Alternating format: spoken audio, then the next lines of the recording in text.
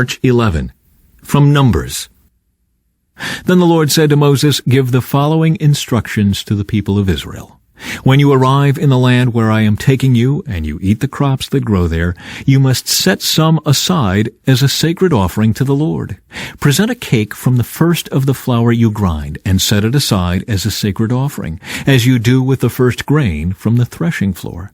Throughout the generations to come, you are to present a sacred offering to the Lord each year from the first of your ground flour. But suppose you unintentionally fail to carry out all these commands that the Lord has given you through Moses. And suppose your descendants in the future fail to do everything the Lord has commanded through Moses. If the mistake was made unintentionally and the community was unaware of it, the whole community must present a young bull for a burnt offering as a pleasing aroma to the Lord. It must be offered along with its prescribed grain offering and liquid offering, and with one male goat for a sin offering. With it the priest will purify the whole community of Israel, making them right with the Lord, and they will be forgiven. For it was an unintentional sin, and they have corrected it with their offerings to the Lord, the special gift and the sin offering. The whole community of Israel will be forgiven, including the foreigners living among you, for all the people were involved in the sin.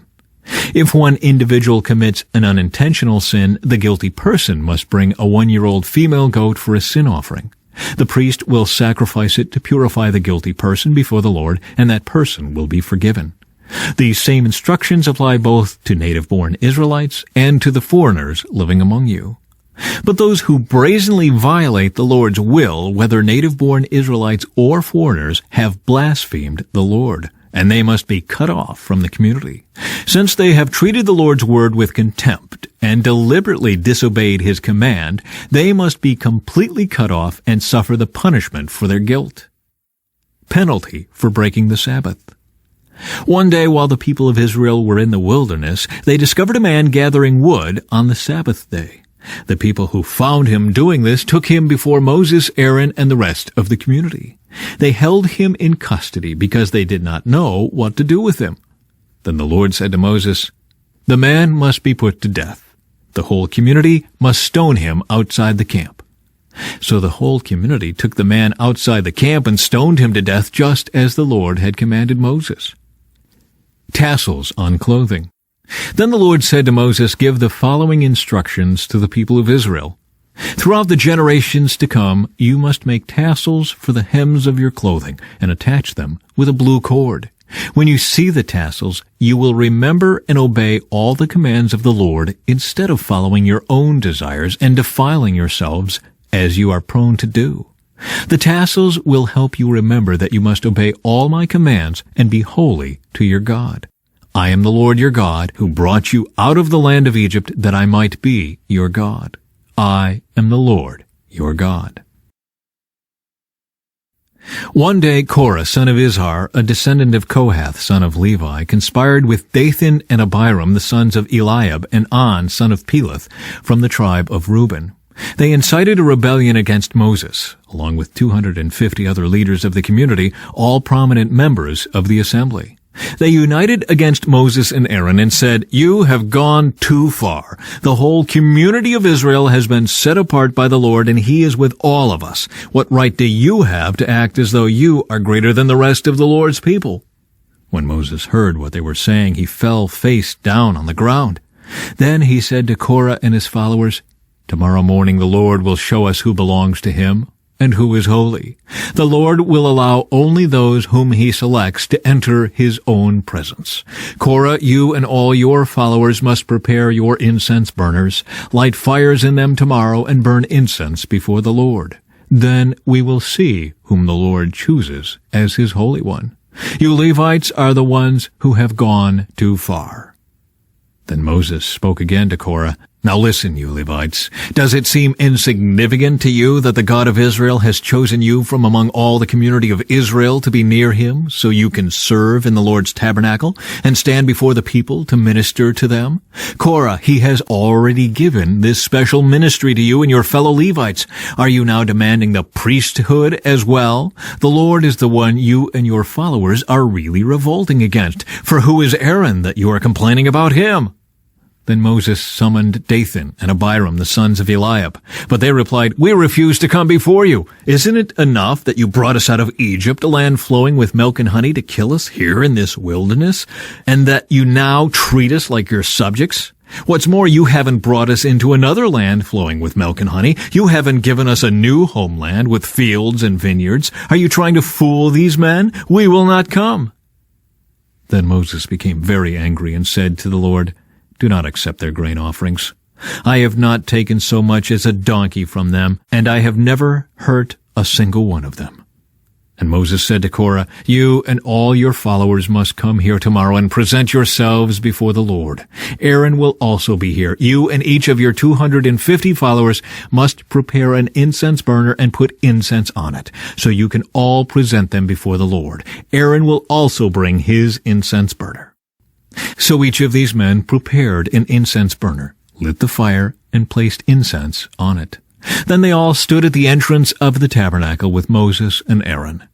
Meanwhile, Korah had stirred up the entire community against Moses and Aaron, and they all gathered at the tabernacle entrance. Then the glorious presence of the Lord appeared to the whole community. And the Lord said to Moses and Aaron, "Get away from all these people so that I may instantly destroy them." But Moses and Aaron fell face down on the ground. "O God," they pleaded, "you are the God who gives breath to all creatures. Must you be angry with all the people when only one man sins?" And the Lord said to Moses, "Then tell all the people to get away from the tents of Korah, Dathan, and Abiram." So Moses got up and rushed over to the tents of Dathan and Abiram, followed by the elders of Israel. "Quick," he told the people, "get away from the tents of these wicked men and don't touch anything that belongs to them. If you do, you will be destroyed for their sins." So all the people stood back from the tents of Korah, Dathan, and Abiram. Then Dathan and Abiram came out and stood at the entrances of their tents, together with their wives and children and little ones. And Moses said, "This is how you will know that the Lord has sent me to do all these things that I have done, for I have not done them on my own. If these men die a natural death, or if nothing unusual happens, then the Lord has not sent me.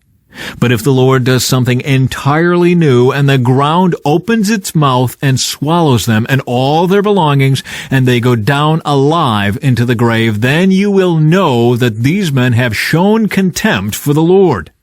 He had hardly finished speaking the words when the ground suddenly split open beneath them. The earth opened its mouth and swallowed the men, along with their households and all their followers who were standing with them, and everything they owned. So they went down alive into the grave along with all their belongings. The earth closed over them, and they all vanished from among the people of Israel. All the people around them fled when they heard their screams. "The earth will swallow us too," they cried. Then fire blazed forth from the Lord and burned up the 250 men who were offering incense. And the Lord said to Moses, "Tell Eleazar, son of Aaron, the priest, to pull all the incense burners from the fire, for they are holy. Also tell him to scatter the burning coals. Take the incense burners of these men who have sinned at the cost of their lives, and hammer the metal into a thin sheet to overlay the altar. Since these burners were used in the Lord's presence, they have become holy. Let them serve as a warning to the people of Israel." So Eleazar the priest collected the 250 bronze incense burners that had been used by the men who died in the fire, and he hammered them into a thin sheet to overlay the altar. This would warn the Israelites that no unauthorized person, no one who was not a descendant of Aaron, should ever enter the Lord's presence to burn incense. If anyone did, the same thing would happen to him as happened to Korah and his followers. So the Lord's instructions to Moses were carried out. From Mark, chapter 15. Very early in the morning, the leading priests, the elders, and the teachers of religious law, the entire high council, met to discuss their next step. They bound Jesus, led him away, and took him to Pilate, the Roman governor. Pilate asked Jesus, "Are you the king of the Jews?" Jesus replied, "You have said it." Then the leading priests kept accusing him of many crimes, and Pilate asked him, "Aren't you going to answer them? What about all these charges they are bringing against you?" But Jesus said nothing, much to Pilate's surprise. Now it was the governor's custom each year during the Passover celebration to release one prisoner, anyone the people requested. One of the prisoners at that time was Barabbas, a revolutionary who had committed murder in an uprising. The crowd went to Pilate and asked him to release a prisoner as usual. "Would you like me to release to you this King of the Jews?" Pilate asked, for he realized by now that the leading priests had arrested Jesus out of envy. But at this point the leading priests stirred up the crowd to demand the release of Barabbas instead of Jesus. Pilate asked them, "Then what should I do with this man you call the King of the Jews?" They shouted back, "Crucify him!" "Why?" Pilate demanded. "What crime has he committed?" But the mob roared even louder, "Crucify him!" So to pacify the crowd, Pilate released Barabbas to them. He ordered Jesus flogged with a lead-tipped whip, then turned him over to the Roman soldiers to be crucified. The soldiers mock Jesus. The soldiers took Jesus into the courtyard of the governor's headquarters, called the Praetorium, and called out the entire regiment. They dressed him in a purple robe, and they wove thorn branches into a crown and put it on his head. Then they saluted him and taunted, "Hail, King of the Jews!" And they struck him on the head with a reed stick, spit on him, and dropped to their knees in mock worship. When they were finally tired of mocking him, they took off the purple robe and put his own clothes on him again. Then they led him away to be crucified.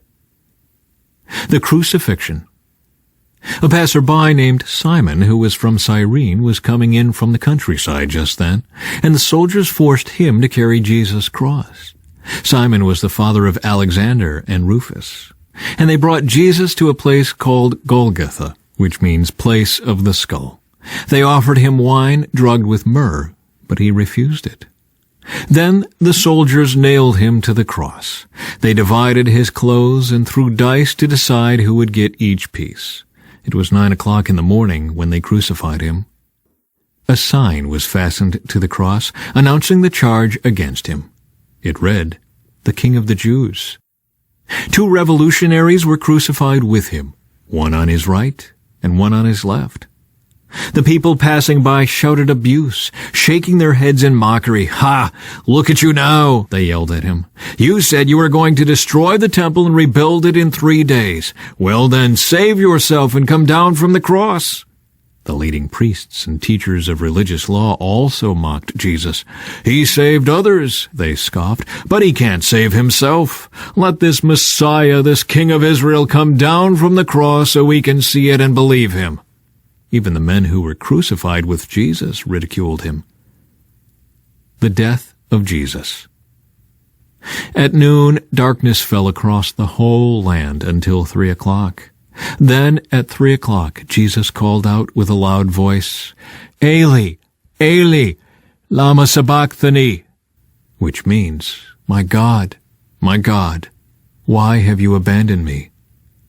Some of the bystanders misunderstood and thought he was calling for the prophet Elijah. One of them ran and filled a sponge with sour wine, holding it up to him on a reed stick so he could drink. "Wait," he said, "let's see whether Elijah comes to take him down." Then Jesus uttered another loud cry and breathed his last. And the curtain in the sanctuary of the temple was torn in 2 from top to bottom. When the Roman officer who stood facing him saw how he had died, he exclaimed, "This man truly was the Son of God." Some women were there watching from a distance, including Mary Magdalene, Mary the mother of James the younger and of Joseph, and Salome.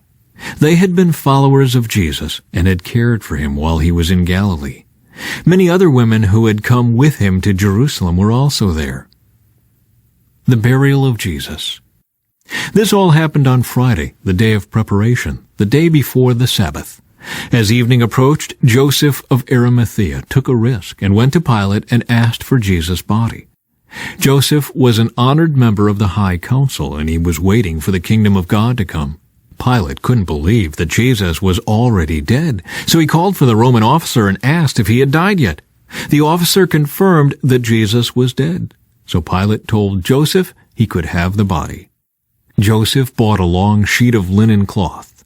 Then he took Jesus' body down from the cross, wrapped it in the cloth, and laid it in a tomb that had been carved out of the rock.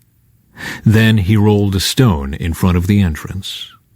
Mary Magdalene and Mary, the mother of Joseph, saw where Jesus' body was laid. Psalm 54. Come with great power, O God, and rescue me. Defend me with your might. Listen to my prayer, O God. Pay attention to my plea. For strangers are attacking me. Violent people are trying to kill me. They care nothing for God. But God is my helper. The Lord keeps me alive. May the evil plans of my enemies be turned against them. Do as you promised and put an end to them. I will sacrifice offering to you. I will praise your name, O Lord, for it is good. For you have rescued me from my troubles and helped me to triumph over my enemies. From Proverbs. The godly are directed by honesty. The wicked fall beneath their load of sin. The godliness of good people rescues them. The ambition of treacherous people traps them.